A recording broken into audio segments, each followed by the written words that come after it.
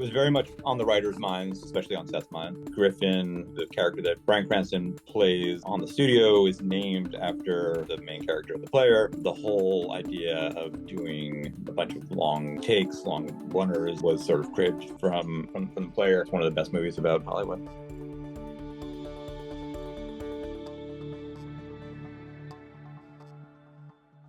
Hi, I'm Gordon Burkell from Filmmaker U. At Filmmaker U, we create courses for film professionals to deepen and diversify your existing skill set.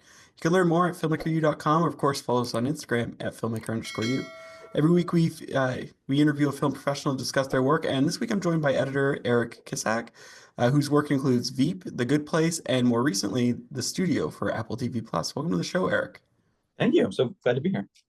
My first question for you is, and I know that you weren't in the writing process, but how much of this is like a spiritual sequel to the player? Because there's a lot of player references in this project. It was very much on the writers' minds, especially on Seth's mind. Griffin, the character that Bryan Cranston plays on the studio, is named after the main character of the player. The whole idea of doing a bunch of long takes, long runners, was sort of cribbed from the studio. Sorry, from the player. So yeah, it was very much on everyone's minds. And we all love that movie, and it's one of the best movies about Hollywood. Now you mentioned the oneers. There's a whole episode that's called The Oneer, and then there's oneers within each episode that are just entire scenes. So I guess to start with, let's talk about the Oneer episode. Like, what was the collaboration with the DP, Adam Newport Barra, like, and how did you guys sort of figure out how this was going to work, I guess you could say? Yeah. Well, I guess this requires me to sort of step back. So I'd worked with Seth Rogen a bunch of times over the years, and when he called me for the studio and told me how he wanted to make it, which was essentially a series of long takes. The kind of the rule that we sort of eventually came up for ourselves was that we could only do a cut when there was a time jump. So if there was a scene where someone is on, is in the car and arrives at an office and walks into the office and goes from one office to another, all that had to be done in one.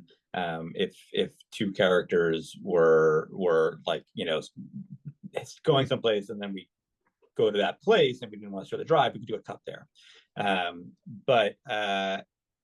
So when he called me and he basically said, I don't think anyone's done this in a pure comedy. Plenty of people have done oneers or one take kind of things, but like in a pure comedy where everything's about laughing and being funny, and he's like, I think the only way this is going to work is if you're on set. And I was like, yeah, that seems right. And so I was on set for all 60 days of the shoot, which is not something I'm used to as an editor. I like my quiet, my room. But I was there, and basically it wasn't exactly clear what my role was going to be when I got there, but I sort of kind of made it up as I went along. And by the end, I basically realized I was doing three things. I was so in comedy, it's all about rhythm, it's all about pacing and that kind of thing. And so much of that we create in the edit. We are removing jokes that are like fine but not amazing, and we are tightening up moments, and we are making sure the energy stays high. And sometimes that means like removing a breath or removing like a single word or that kind of thing. All of which can just help treat this rhythm that leads to laughs. It's just something you learn over the years as a comedy editor. So I knew, okay, I couldn't do that once we get to the edit because of these oneers. So I had to do it on set. So we would run the scene 4 or 5 times, and then I would get together with Seth and Evan, the directors, and I would have my script, and I would say, okay, this joke is kind of a B joke. I think we should cut it. And it's hard, it's stressful saying that to Seth Rogen because, he's a very funny person and I'm just me. But they were very open and they trusted me, and they would 9 times out of 10 they would say, yeah, let's cut the joke.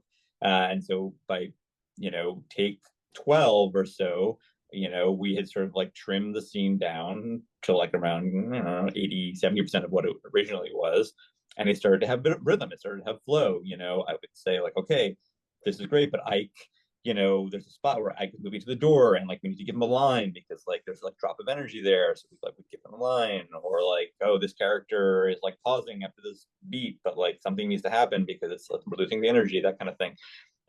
So sort of it was like crafting the scene as we shot it. And usually by like take 15 or 16, it was like really on fire. Like the scene was like flowing. So that was like part one of my job. Part two was I knew that we, like in any editing, comedy editing, you're combining the best bits of different takes, and take 15, Ike Barinholtz could say something amazing, and take 16, Catherine Hahn could say something amazing. If you're doing a true oneer, you can't use both of those things. You have to choose, but we knew that we didn't want to choose. So usually after take 4 or 5, I would get together with our camera operator, who was amazing, a genius.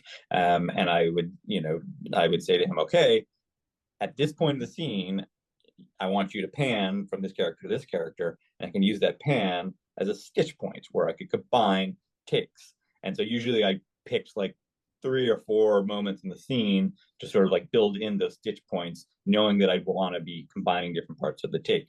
And Mark, our camera operator, is a genius, and he would memorize every scene, and he would memorize the moments where I wanted the pans. And for every single take, he would do the pan at the exact same moment on the exact same speed, because he's a genius, and I would be able to combine those things. So, a scene that looks like a oneer, most of those scenes have 5 or 6 different cuts in them because we're combining our favorite bits of the scenes. And we got kind of better and better as we went along. By the end, it was pretty seamless. Like by those later episodes, you like can't really tell where we're hiding these stitch points. So that was a big part of it. And the last part of my job was basically just thinking about transitions, because editors are constantly shaping the larger episode by, okay, and we need like a breath here because we just had a crazy scene, or we need, to establish like that it's the next day. And so like, how do we do that? And because of our rule about only cutting when it's a time jump, we couldn't do establishing shots. Like we couldn't show like, it's morning, here's the office, now let's go inside the office. So we always had to know like, okay, we have to establish that it's morning. So maybe a character says good morning, or we have to establish that it's the next day, or that, or maybe it's like dusk. So we'll start on a shot, of like the sun coming through the window and pan over, so that you'd have this information built into each take that normally we could do by adding something, an insert or something, none of which we could do. I think what attracted me to color correction was the fact that we were like the next stage of cinematography. And the creative side was huge, trying to understand what was wrong with an image, how to balance it, trying to understand how to let the tools do what you want them to do. Where else can the technology go? What else can we do? I'm very interested in trying to mold the image and create the best look possible. And whatever tools are out there, you want to try and latch onto them. I'm Eric Whipp, and this is my course on color correction.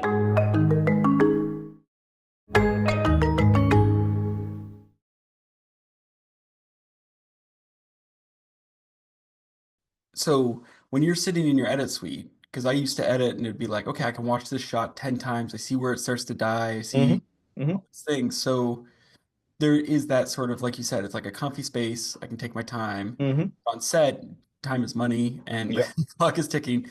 So like, how did you have to adjust your sort of sensibility of pacing, or like, because now you're watching it live, like a theater. So did it change things? Like how did it change things if it did? I mean, I think I've always been pretty good at just like, once the cameras are rolling, like once the the actors are doing their thing, I'm just focusing on the screen, and I'm like putting myself in the mind of the viewer, and I'm able to like sort of tune out the distractions and hear it. It's funny, like every now and then I've directed things, and I quickly learned that like I needed to rely on my first AD to do everything that didn't involve me watching, because I just like zone in, so like I can't call action, I can't call cut, I can't like do any cues, because I just like enter the zone when they're recording. So that was a plus. I was able to like like just absorb myself in what was happening, and I'd have my little script there, and I would make little notes, and I could sort of feel what it would be like as a viewer. And I mean, I knew also that we have tools and tricks Mhm. that we could do in the edit. Like, so, we brought on an amazing composer, Antonio Sanchez, whose job it was to help us, those moments where maybe the energy still was dying a little bit. He would, add some sort of musical flourish that would help us. There's a lot of ADR in there. Anytime a character is off screen, we sometimes just have them like adding dialogue or just adding like an agreement or something, just to kind of keep the pacing and the energy up. So we knew there were things that we could do after the fact as well. I do, and this is a complete aside, but I do love that in the oneer, you use Dave Brubeck to open it, and it's Mm-hmm. all about timing and rhythm with him, and Mm-hmm. the whole thing is about trying to get this in to work in time and rhythm. We discovered Dave Brubeck early on in the process. I mean, I love Dave Brubeck for years, but like we discovered his stuff worked really well. I think we actually used three different Dave Brubeck songs over the course of the season, because they just had the feel and the rhythms that we loved. Well, it's funny because when it came on in the oneer, I was like, "Are they using take five?" And then I like Googled, I was like, "Oh no, no, they're using the other one." But I Yeah, thought they'd use take five because of how many takes they had to do that's in the funny. episode. Yeah. I was like, that would have been genius if it was really lined up. Um, the that Going back to what you said in terms of like you're talking about the pacing and what have you, and this might be internet misinformation. So I'm going to ask for Please. clarification on this. But one of the things I heard was Catherine O'Hara and Catherine Hahn constantly made the crew laugh, Mm-hmm. Mm-hmm. and that they would ad lib or they would put in Mm-hmm. bits that would be unique to the scene or the moment. Mm-hmm. And one of the challenges were trying to get the shots without people laughing. And I'm wondering if you're adding stuff, like were they able to ad lib, Yeah. and how did that affect or change things in the scene when you were doing it? Because it'd be different every time. Yeah, I mean, so there's ad lib and there's ad lib. Like, I've done a couple of movies with Sacha Baron Cohen, and he'll Hmm. ad lib for half an hour, and out of that half an hour ad lib, we'll get a 2 minute scene. Hmm. That obviously would not have been possible on this. Catherine Hahn and Catherine O'Hara and Ike Barinholtz were all really good at ad libbing in little tiny buckets. So like there'd be like a moment where we just knew like, okay, Catherine Hahn could say something here and it wouldn't expand the scene. It wouldn't like, it wouldn't detour the scene. It would just like live in this little bucket. And then I would build camera moves around those moments so that I knew like, okay, she did something amazing in take 18 and something amazing in take 15. And I can take those little moments and stitch them together. Um, and, there's actually, there's a scene in the pilot where, um, uh, Catherine Hahn. They've just announced that Steve Buscemi, or they decided that Steve Buscemi is going to be in this movie that they're making. And Catherine Hahn, who's the head of marketing, she realizes that's a terrible idea because Steve Buscemi is not. Yeah, he's amazing, but he's not a big enough actor to carry a giant movie franchise. Uh, so the line that she says at the beginning of the scene is, "Okay, Stephen Buscemi is the worst case scenario," and like on take 15, she goes, okay, Stephen Buscemi is no, sorry, I'm getting it wrong. She goes, okay, Stephen Buscemi is worst case scenario, and just like says it in this funny way, and like no one knew she was going to do it, and we all just like fell down laughing, and she fell down like she like fell to the floor laughing, and we were like, where did you come up with that? She was like, I didn't even know I was going to say it. It just like came to me, and we were like, that's absurd, like like that's crazy. Let's just go back to the normal version of the scene. And then the next take, she did it again, the exact same way, and everyone like kept their cool and just like kept shooting, except Ike Barinholtz. If you notice, the camera pans around to him and his mouth is like hanging open for like just like a second. He's like you barely notice it, but that's literally him being shocked that she did it again, and like keeps it together and like he like pulls himself back together. But if you watch that scene again, you'll see Ike Barinholtz be like, and then like get himself back together. It's really funny. So, to jump to the stitching stuff, because we talked a bit about that, and you sort of talked about pans and stuff, but like, there's times where I would see not in the show, but like in other movies or TV shows, editors might be like, I like, there's two people talking. I like this take for this person, this take for that person, like you said, and they would just sort of using the animat or the Yeah, yeah, yeah. cut it out and stick it together. Um, and in cases where the camera was sort of moving or handheld, they would send it off to VFX. Did you guys do any of that, or did you rely solely with the on-set stuff and the pans. Yeah, we were mostly unable to do that because in that scenario that can work when you have two discrete bits that you want to combine together from different takes. But then after that discrete bit ends, you cut away to something else. Our problem was we couldn't take two different pieces because both of those pieces kept going forever. You know, like the scene just kept going, and so eventually you'd miss a line and you'd have to like, you know, it was a technical challenge that we couldn't do. That said, there were times when, you know, there were times when we would do like we would realize that a scene was too long or something, you know, and we would be able to go in there and very carefully pick up a little piece of it. You know, if like there was a conversation that was like a minute long, we would be like, oh, that's too long, you know, and we would write a 15-second version of the conversation, and we would find a way to kind of stitch together a 15-second piece in our pans and that kind of thing.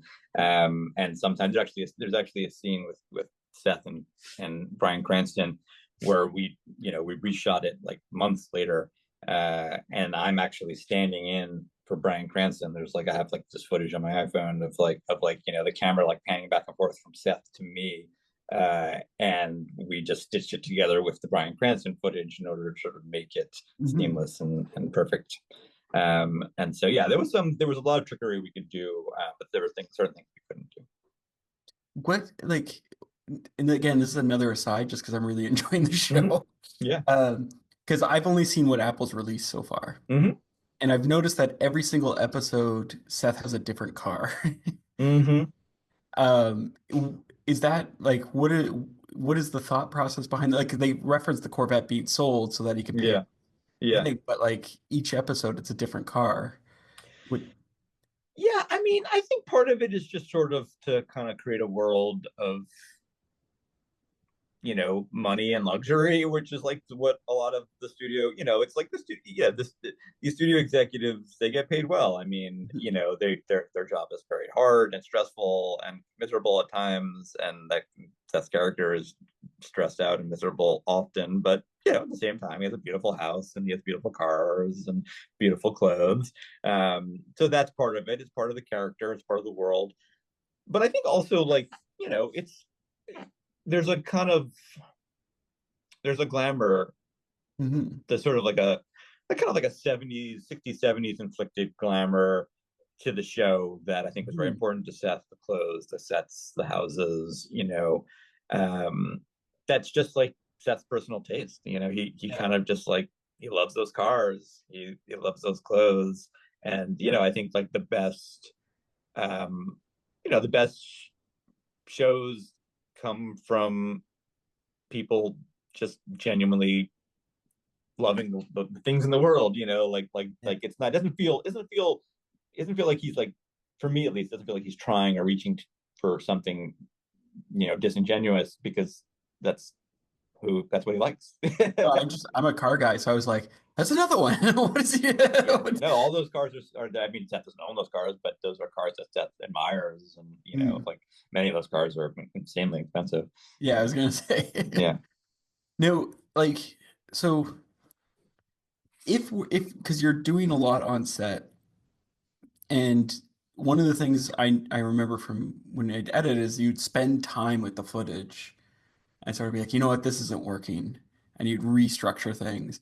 So how much were you able to restructure or change in post once you got into post, since you're Yeah. so locked into these oneers?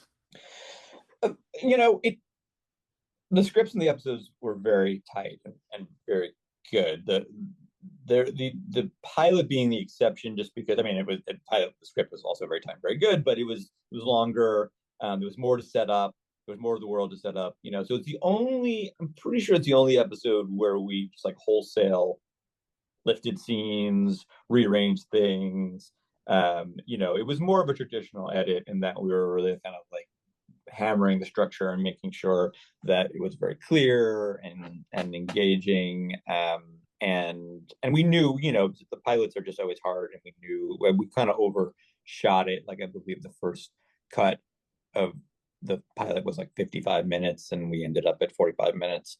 So it was like the only one where we kind of gave ourselves a little bit more freedom in terms of like maybe shooting some stuff that like would maybe work or maybe not, um but yeah, I mean, a lot of the other episodes, I mean, the Wonder episode, we were pretty locked into it. It was very planned and structured. Most of the episodes we were pretty locked in, and I don't think we ever would wholesale lift a scene, maybe with like one or two small exceptions. But yeah, we were handcuffed a bit, but it was fine because again, I think the scripts were so tight and well structured. Probably one of the smartest things I've ever done for my career. It gave me all the tools that I needed to be able to jump into a new career. Getting myself into a mindset, thinking like an editor, being around people that I can talk to on that level was really invaluable to me. A lot of the things that I learned from that class, I still think about. I loved the classroom. I loved the computer stations. We built a sense of community. And it also instills a lot of confidence in you to take that and go out into the world. After I took the class, I felt very prepared to take the next step. I owe Manhattan Workshop the career that I have right now. Things have been going great, and I really have the Manhattan Workshop to thank for that.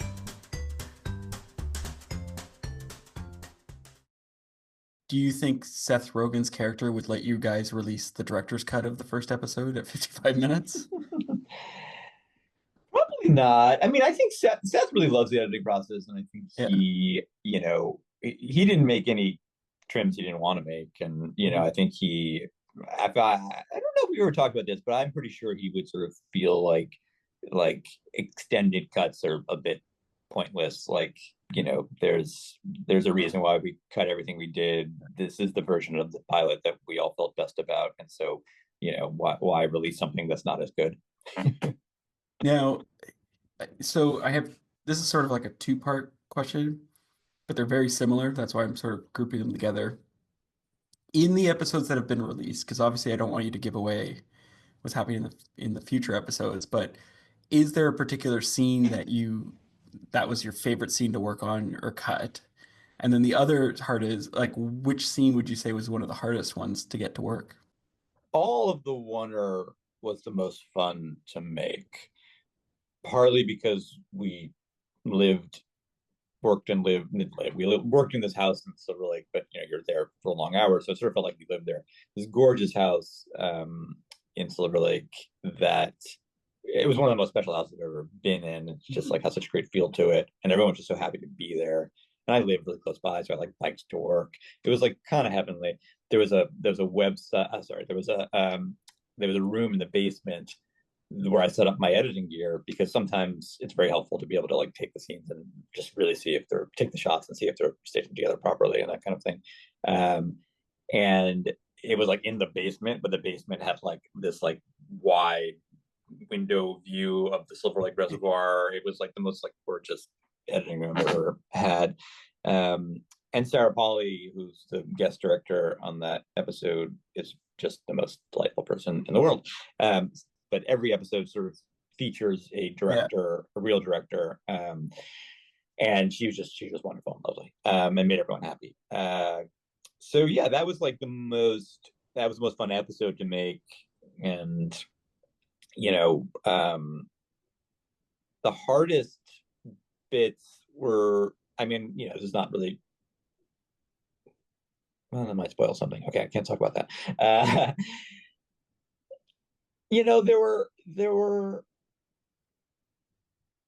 There were scenes that, there were these long scenes in the boardroom where you've got like 8 characters around a table, and they were so hard to like block and keep interesting. And most of that work was Adam, the RDP. It was his job to sort of figure out how to move the camera and make it interesting and get all the information that we needed. But you could just tell he would just get so stressed out. He would just be like, oh my God, this is a 5-minute scene. It's in a boardroom. I'm sitting at a table. Like, how do I keep this interesting? And I would just feel his pain. And I would also know, I'd be like, oh, okay, a lot of this is going to fall to me to kind of keep this moving. Like, we're getting really great stuff on set, but like, I have to make sure that like all these pieces can be combined, and I can like, you know, speed up a little move here and move there when I need to. And so yeah, this does seem like, you know, when you have two people walking through the Warner Brothers lot and there's like a million things to look at, you're like, you rest easy a bit. You're like, okay, this scene is going to play regardless because it's just fun to look at. But when you have 8 characters in a boardroom, it can be a little stressful. But I think hopefully those scenes played decently. My last question for you is, what would you say is your favorite guilty pleasure film or TV show to watch? You know, the truth is that I don't have a lot of guilty pleasures because I have 2 kids, and like I sort of feel like my time is precious, and when I want to sit down to watch something, I want it to be good. How old are the kids? They're 10 and 7. Okay, so you're just on the cusp of the Bluey era. You could always be a Bluey fan. I am a Bluey fan. I don't consider Bluey a guilty pleasure. I consider Bluey a yeah, I bookmark. guess, yeah, you can say that. I would say that we're having a lot of fun right now. I wouldn't say this is a guilty pleasure, but it's something I wouldn't have done if I didn't have kids. We're rewatching my favorite thrillers from when I was a kid, and so we just watched Hunt for Red October. We just watched Sneakers. We just watched the first Mission Impossible. And those are probably movies that I wouldn't just think to watch by myself, but because I'm showing them to my kids, they are so much fun. I guess I would say like my guilty pleasure is a thriller, you know, because I like a good thriller, but I also like bad thrillers. So I really that Jason Bateman thriller that came out on Netflix this year, Carry On. Not a great movie, but man, it's just like, you know, I love a twisty, fun thriller. So yeah, maybe that's my guilty pleasure. Well, thank you so much for letting me interview you today. My pleasure. Yeah. And that's it for this week, everyone. Make sure to check us out at filmmakeru.com or, of course, on Instagram at filmmaker_you. I'm Gordon Burkell. Thanks for watching.